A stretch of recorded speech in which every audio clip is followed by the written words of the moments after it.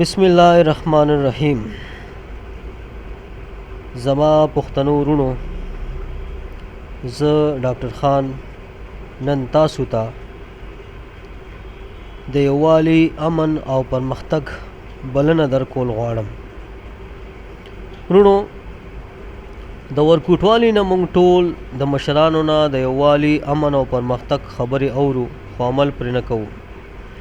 په خاصه توګه موږ پښتنو خو د یووالي امن او پرمختګ سره ډزې کړي دي. تاسې ښکاري چې یووالی امن او پرمختګ زموږ پلار په نیکه دښمنان دي.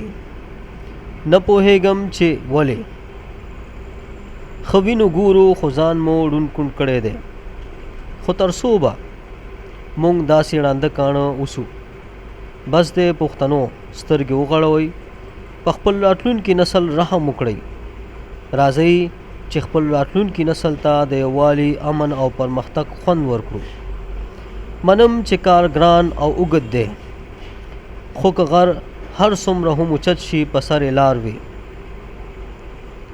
خو د دې کار دپاره ضروري ده چې یو څو داسې پښتانه په خپلو کې رایوځای شي چې خالص د الله د رضا دپاره د اسلام او د انسانیت په ښه توګه د خدمت په غرض د پښتون کام سره په حقیقت کې د زړه نه مینه کوي.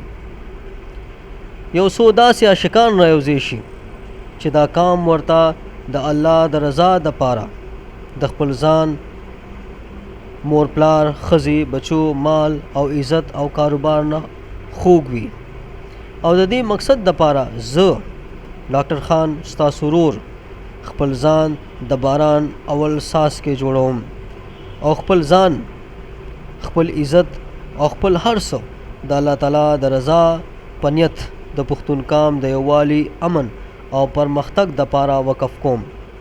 نو راځئ چې یوځای شو او خالص د الله د رضا په نیت د پښتون کام د یووالي امن او پرمختګ دپاره قدم اوچت کو، او تر مرګه ترې نه رستو نه شو.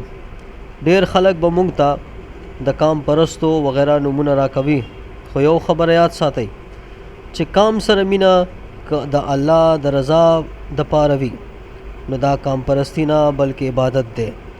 ډېر پیغمبران الله تعالی صرف د یو کام دپاره راستولی دي.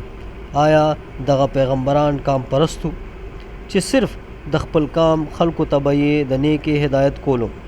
وروڼو، غور وکړئ، دا نړۍ د الله تعالی یو ملک دی. په دې کې میشته ټول انسانان د انسانیت لاړخه د الله تعالی یو شان مخلوق دی.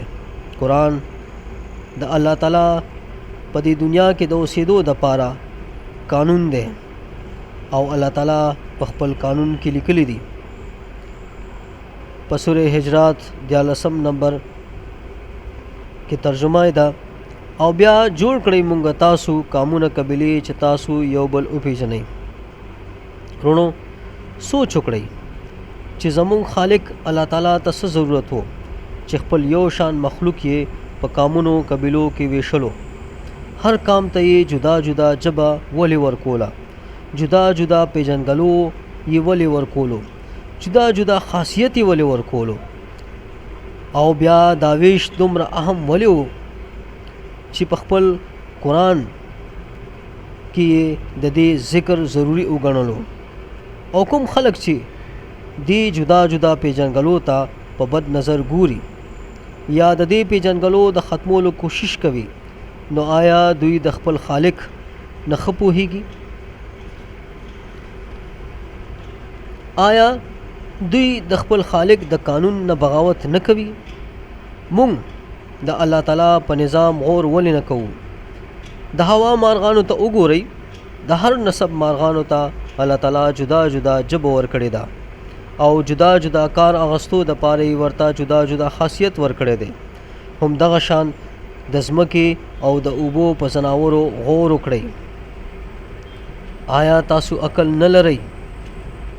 حقیقت خدا دی وروڼو چې الله تعالی په خپل کائنات کې هیڅ شی بې مقصده نه دی پیدا کړی، او بیا د کوم څیز باره کې چې یې په خپل قانون یعنی قرآن کې لیکلی دي، نو فکر وکړئ چې د الله تعالی په نظام کې بعد دغه سیس څومره اهمیت وي.